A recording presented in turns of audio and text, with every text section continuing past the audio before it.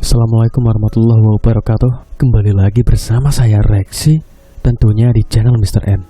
Pada kesempatan kali ini, di dalam video ini saya akan membagikan sebuah cerita horor yang tidak kalah seram pastinya. Tanpa berlama-lama lagi, kita masuk ke dalam cerita. Jangan ikuti aku. Based on true story.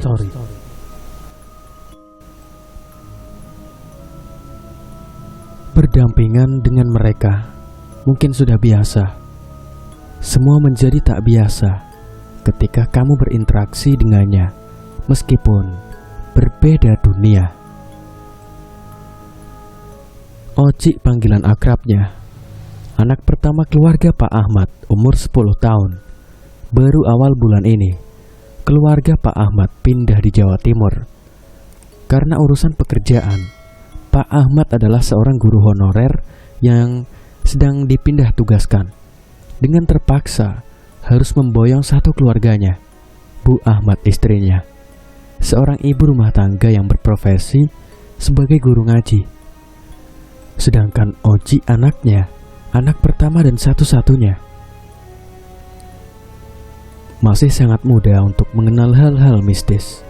Seseorang yang pendiam, sulit bergaul dan suka mengigau.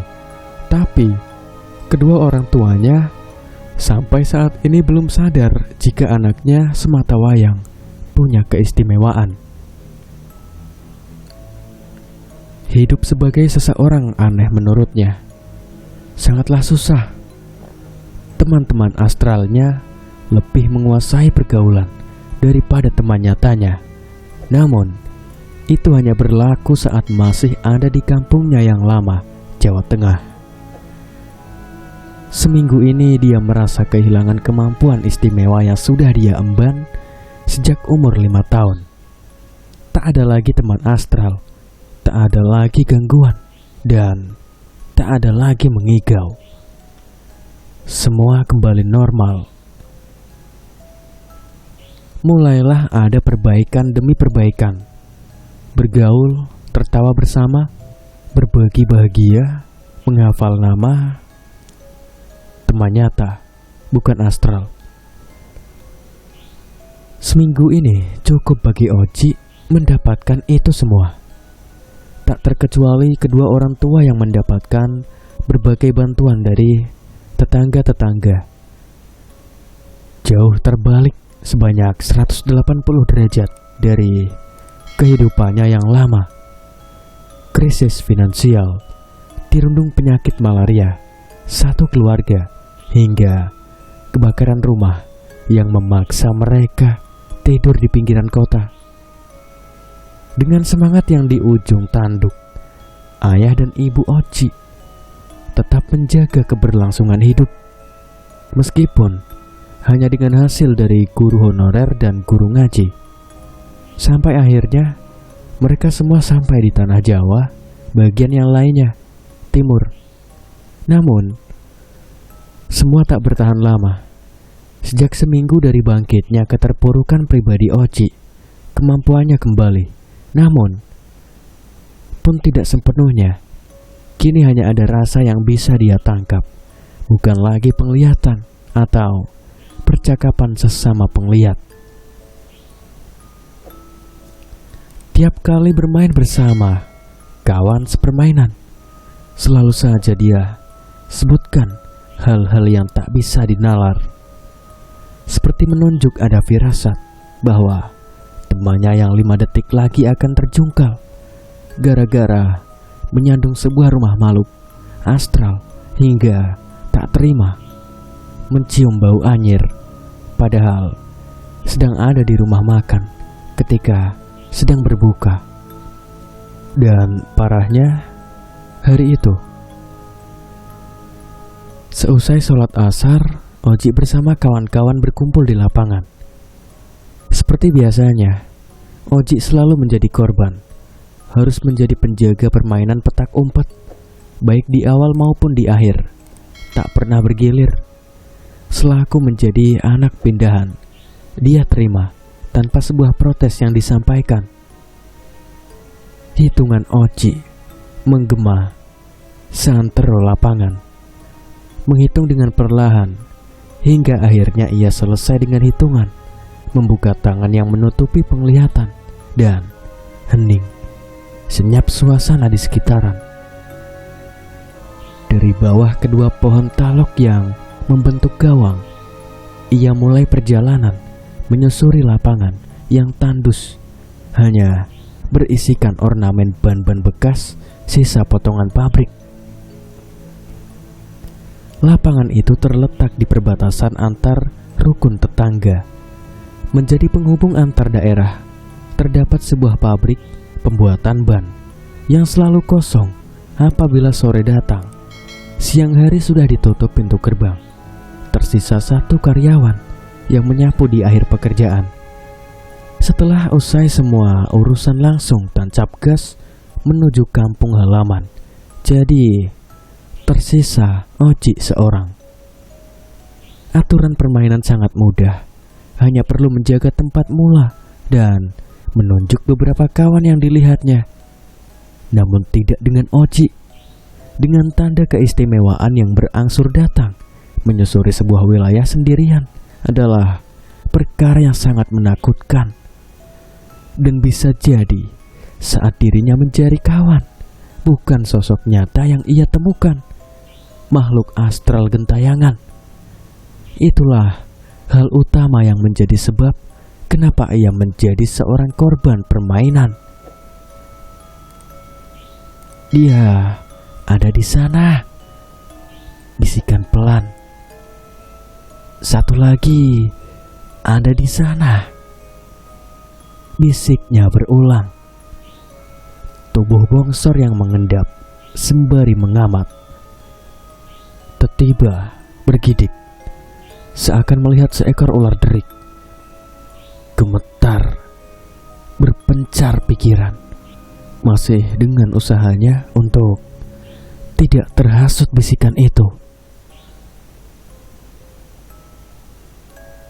Dia di sana. Bisikannya mulai menemu ketegasan. Entah kenapa, dia terpaksa menuruti bisikan yang datang kepadanya. Berlari kecil sebentar. Tak pernah Oji merasa seberani dan selincah ini. Seperti ada sebuah semangat yang menguasai diri dengan pasti. Tetap dengan lari kecilnya, berhati-hati agar kawan tak mengetahui kehadirannya. Iya, benar, di situ. Bisikannya semakin pasti. Betul saja. Tanpa berekspresi mengagetkan, Oji menunjuk salah satu kawan. Baru kali pertama setelah beberapa hari menjadi korban, Oji dapat menemukan kawannya. Biasanya permainan berakhir dengan waktu mendekati berbuka dan dipertanda teriak dari mulut yang mengatakan, "Keluar, aku menyerah." Jika beruntung, kawan-kawannya akan perlahan menampakkan batang hidungnya. Jika tidak, ia berakhir sampai waktu berbuka dan dihampiri oleh ibunya lantaran ditinggal kawan. Terasa begitu mudah. Satu persatu kawan mulai ditemukan.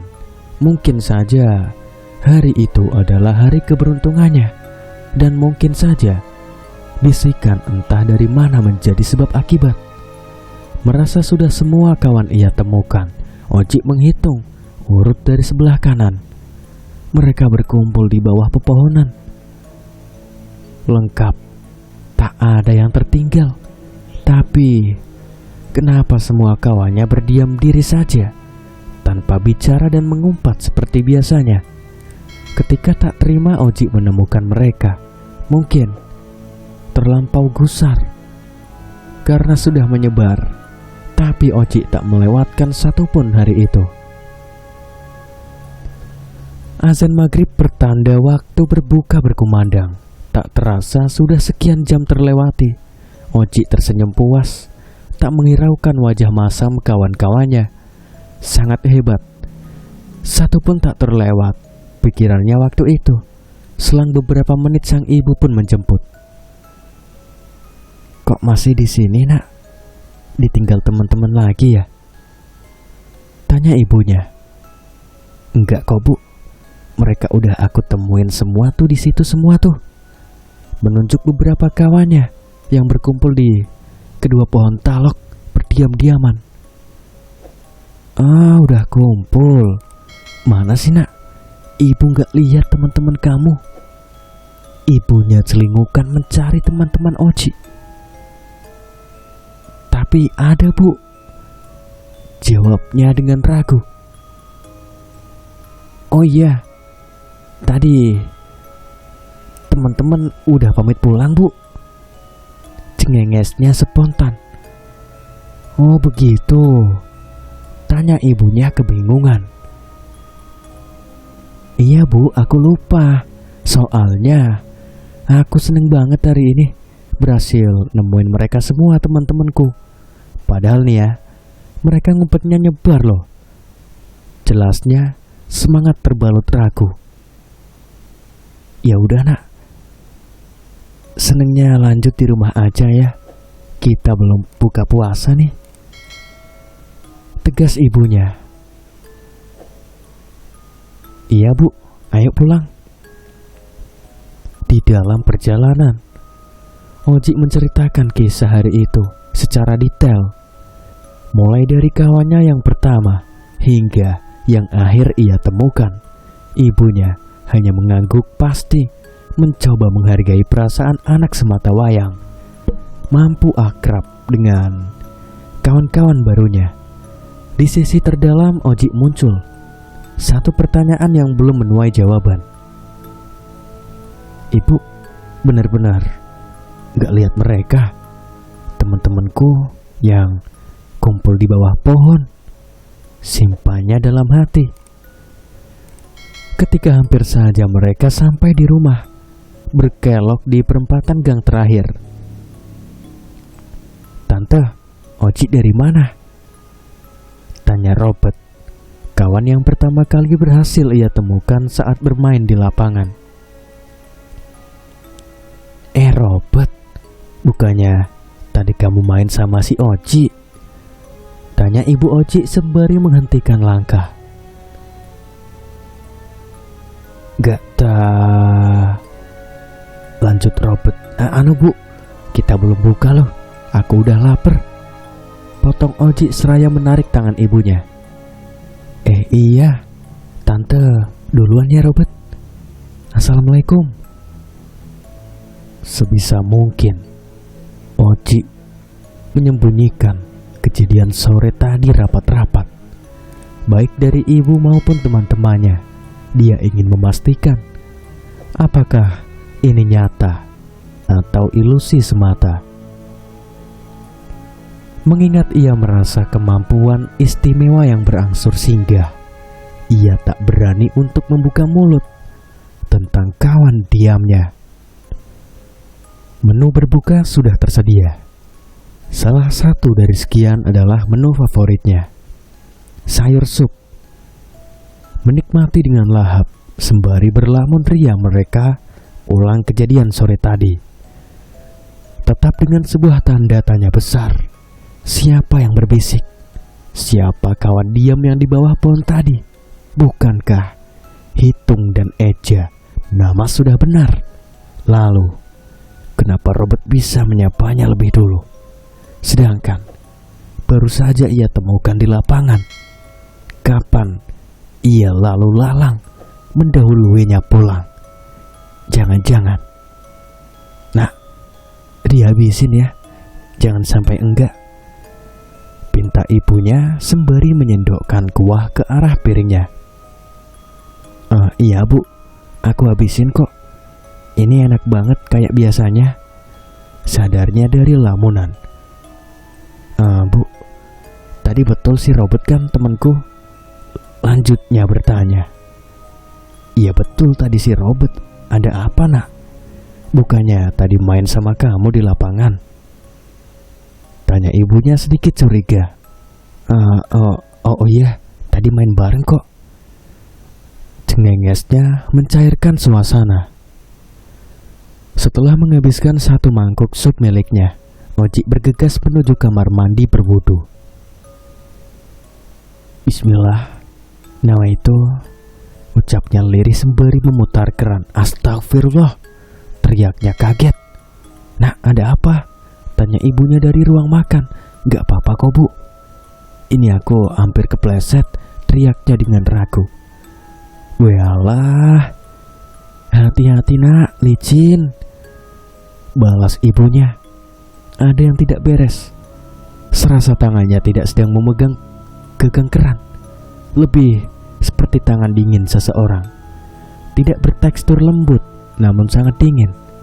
Oji hanya bisa menerka-nerka dengan lilin sebagai penerang di kamar mandi. Tak ingin mengalami hal yang tidak-tidak. Lanjutnya berwudu dan bergegas pergi. Baru saja ia berbalik dan melangkah, benda berbentuk bulat menggelinding di depannya. Astagfirullah, tikus. Gumamnya mencoba untuk berpikiran positif, meskipun tikus tak berbau sangat anyir. Berlalu meninggalkan kamar mandi, beralih menuju ruang sholat. Selesainya sholat maghrib, ia sambung dengan mengaji. Sudah menjadi rutinitasnya setiap hari. Terlebih karena ibu yang notabene sebagai guru mengaji pastinya mengomel tak karuan jika hal itu tak ia jalani. Dan terlebih lagi-lagi kemampuan istimewanya sekedar membentengi, meskipun tak banyak berarti, karena belum paham tentang amalan-amalan apa yang harus dijalani supaya terjauh dari hal-hal seperti gangguan tadi. Loh iya, kemarin kan aku gak ada janji sama kawan-kawan. Selesai terawih kan cuma jajan, habis itu pulang. Berarti bener dong tadi? Iya, benar, bisikan dengan lirih. Bu, teriak Oji dengan panik. Iya nak, ada apa? Jawab datar dari kejauhan. Ya sudah bu, gak apa-apa kok, balasnya dengan lantang. Selesai dengan beberapa rukuk yang ia baca di Al-Quran, merapikan tempat sholat dan berjalan mengarah ke ruang tamu. Bu, teriak memanggil ibunya. Ibu mana ya? Perasaan tadi bukannya jawab ya? Gumamnya dari hati sambil garuk-garuk badan karena belum mandi. Tok tok tok. Assalamualaikum. Salam ibunya dari pintu depan. Waalaikumsalam. Salam terhenti. Nak, salam ibu kok gak dijawab? Mengelus kepalanya. Waalaikumsalam warahmatullahi wabarakatuh. Jawabnya lengkap dan sigap. Habis dari mana bu? Kapan keluarnya? Bertanya penasaran. Loh, kan tadi sore setelah sholat asar waktu kamu mau pergi ke lapangan, ibu kan udah bilang. Nak, habis asar ibu ke rumahnya Bu RT. Nanti ibu pulangnya agak telat, tapi ibu semestinya masak supaya waktu kamu pulang dan ibu gak ada, kamu bisa buka sendiri. Tirunya seperti tadi sore. Iya sih bu. Terus yang tadi, tunjuknya dari arah suara. Tadi siapa? Tanya ibunya dengan kebingungan. Oh iya bu, masakannya enak banget, seperti biasanya, tawarannya si Oji. Tetap dengan segala kesembunyian, ketakutan menyampaikan alasannya hanya satu. Tak ingin kedua orang tuanya tahu. Bapak kemana ya bu? Tanya Oji dengan celingukan. Oh tadi ibu di SMS bapak, katanya pulang telat nak, masih ada urusan di sekolah. Oh ya udah deh kalau gitu, aku ke masjid dulu ya bu, main sama teman-teman sekalian nunggu sholat isya dan terawih. pamit meraih tangan ibunya. "Iya nak, hati-hati ya, nanti ibu nyusul." "Oke bu, assalamualaikum," perginya sambil melambai. "Waalaikumsalam warahmatullahi wabarakatuh, hati-hati nak." Di masjid. "Ci, nanti ikutan bangunin orang waktu sahur yuk," ajak salah satu temannya. Aku minta izin dulu ya sama ibu bapak," jawabnya dengan ragu. "Oke deh, nanti kalau dibolehin langsung kumpul di sini aja ya." Oke, jawabnya dengan girang. Malam itu berakhir dengan cepat. Setelah sholat tarawih, Oji dan teman-temannya tidak melanjutkan kegiatan rutinnya bermain bersama karena mereka sudah membuat perjanjian akan hadir di acara tekturan atau membangun orang ketika waktu sahur. Alhasil, mereka harus segera pulang dan tidur lebih awal. Sekitar pukul 3 pagi, ayam berkokok sangat kencang di dekat rumah Oji. Rumah Oji dikelilingi tembok rumah warga di sisi kanan, belakang, dan kiri. Setelah dibangunkan oleh ibunya, Oji bergegas dan berpamitan. Ketika sampai di teras rumah, Oji terkejut melihat ayam yang tadinya berkokok sangat kencang. Sempat ia dengar ada yang aneh dalam perawakan dari ayam itu. Mata, dia tidak menemukan adanya mata, berlumuran darah dan berbackground hitam. Tanpa banyak kompromi, Oji langsung berlari meninggalkan rumah. Penonton setia Mr. M, cerita horor berjudul Jangan Ikuti Aku bersambung di sini. Nantikan kelanjutan ceritanya di channel Mr. M. Jangan lupa berikan masukan kalian, saran kalian, kritik kalian di kolom komentar. Wassalamualaikum warahmatullahi wabarakatuh.